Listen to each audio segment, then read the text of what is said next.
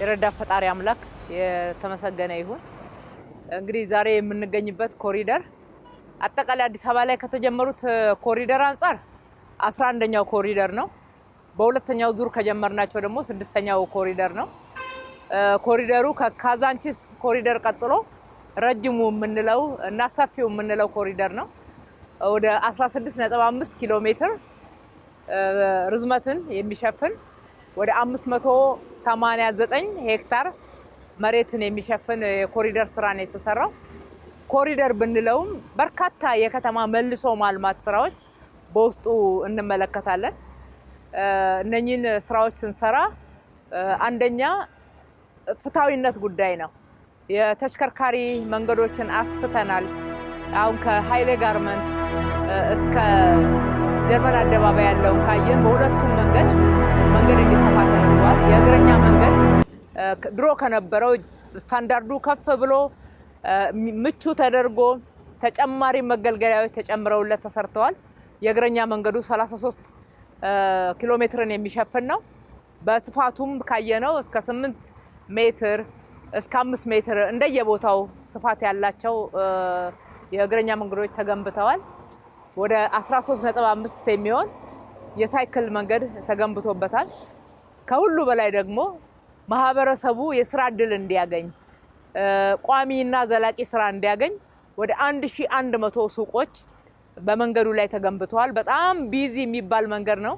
በርካታ መሸጥ፣ መለወጥ፣ ግብይት፣ ቢዝነስ የሚሰራበት መንገድ ስለሆነ ማህበረሰቡ ይህንን እድል እንዲጠቀምበት በጉልት ሲሰሩ የነበሩ እናቶች ጽድት ያለ ሱቅ የተሰራበት ጥላ ስር ተቀምጠው ብቻ ሳይሆን የሚያምር ስፍራ፣ ንጹህ ስፍራ ተቀምጠው በተሻለ ሁኔታ መነገድ የሚችሉበት በርካታ ጎስቋላ ገጽታዎች አበባ መስለው ፍክት ብለው የተሰሩበት ነው።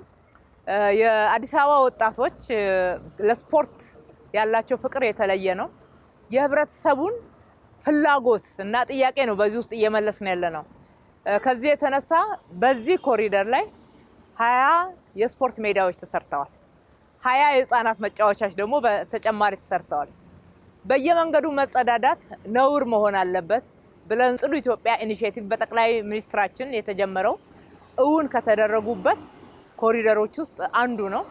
40 መጸዳጃ ቤታዎች ተሰርተዋል። የፓብሊክ ማለት ነው፣ የህዝብ 40 መጸዳጃ ስፍራዎችን ሰርተናል። የወንዝ ልማት አለው። 5.2 ኪሎ ሜትር የሚሆን የወንዝ ዳርቻ ልማት ተሰርቷል። ወንዞቻችን ለአይንም የማይመቹ ለአፍንጫ የማይመቹ የጤና ጠንቅ ሆነው የከረሙበት ታሪክ የተቀየረበት ነው እና ልማታችን አካታች ልማት ነው። አረጋውያንን፣ ህፃናትን፣ ወጣቶችን፣ የስራ እድል የሚፈልጉ ዜጎችን ሁሉንም ታሳቢ ያደረገ ስራ የተሰራበት ነው።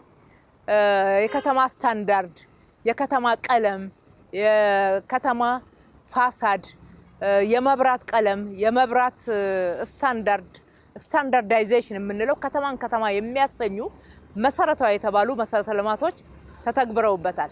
በተለይ ከዘላቂ ልማት አንፃር መሰረተ ልማቱ ላይ የድሬኔጅ፣ የስዌሬጅ፣ የመብራት እንደ ሸረሪት ድል የተጠላለፉ የነበሩት እነኛ ገመዶች ጠፍተው ከመሬት በታች ሆነው በእያንዳንዱ ቦታ ላይ መሰረታዊ ኢንተርቬንሽን ወይም ደግሞ መሰረታዊ የሆነ አዳዲስ ስራዎች የተሰሩበት ነው። የመንገድ አካፋዮቻችን እንደምታዩት ህዝብ አረፍ የሚልባቸው፣ ውሃ የሚጠጣባቸው፣ መጸዳጃ ቤት መግባት የሚችልባቸው፣ ከፈለገ ደግሞ ዘና ብሎ ቁጭ ብሎ መጽሐፍ የሚያነብባቸው ስፍራዎች እንዲሆኑና እያንዳንዱ የሚቀመጠው ቦታ የሚማርበት የሚያርፍበት ለአእምሮውም ለጤናውም ምቹ እንዲሆኑ የተደረገ ነው። ይሄ እንግዲህ ቃል በተግባር ነው። ለህዝባችን ቃል ገብተን ነበር። ከልብ እናገለግላለን።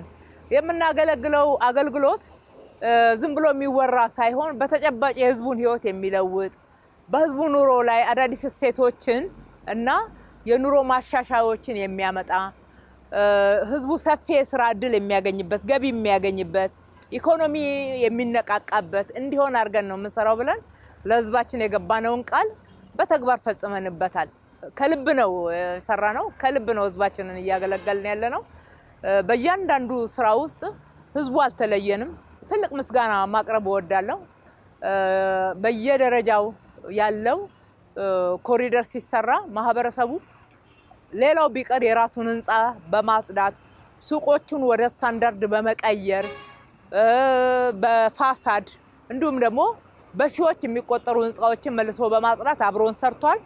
በማደስና በማጽዳት ብቻ ሳይሆን በኮሪደር ላይ ሌሊት ቆመን እኛ ስንሰራ ለሰራተኞቻችን ውሃ እያቀረቡ አይዟችሁ በርቱ፣ ይሄ ለልጆቻችን ነው፣ ይሄ ለኛ ነው እያሉ የሚያበረታቱበት በጣም ትልቅ ጉልበት ሆኖን ሁሉ ጊዜ መመረቅ፣ ሁሉ ጊዜ አዳዲስ ምስራቶችን ለህዝባችን መንገር በር የከፈተልን ጉልበት የሆነን የህዝባችን ማበረታታት ነው።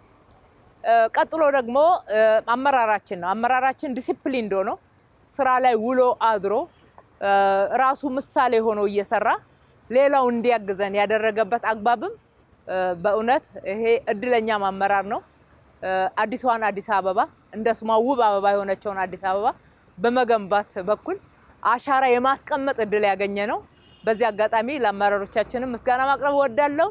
ከሁሉ በላይ ሀሳቡን አዲስ አበባን እንደ ስሟ አበባ እናደርጋታለን የሚል ትልቅ ቪዥንና በውስጣቸው ከፍተኛ የሆነ ራዕይ ይዘው የመሩን ያበረታቱን ምሳሌ የሆኑን ክቡር ጠቅላይ ሚኒስትራችን ትልቅ ምስጋና እናቀርባለን። እድለኞች ሆነን እንደዚህ አይነት ስራ መስራት እንድንችል ስለመሩን ምሳሌም ሆነው ደግሞ እያበረታቱ በየቦታው አስተያየት እየሰጡ እየተከታተሉ ጭምር እንደዚህ አይነት ስራዎችን ሰርተን በህዝባችን ፊት ሞገስም እንድናገኝ እነሆ ብለን ለህዝባችን ተጠቃሚነት ማቅረብ እንድንችል እድል አግኝተንበታል።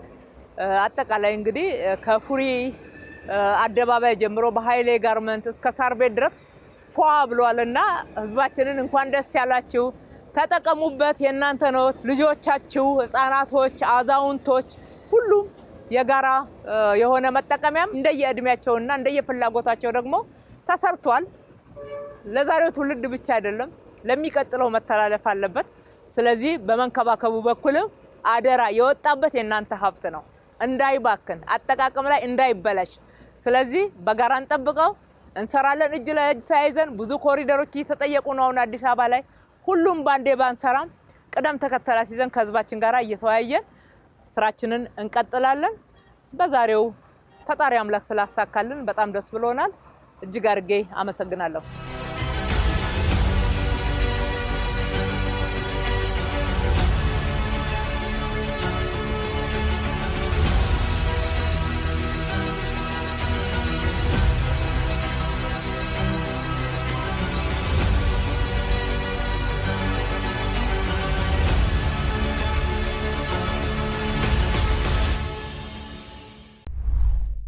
you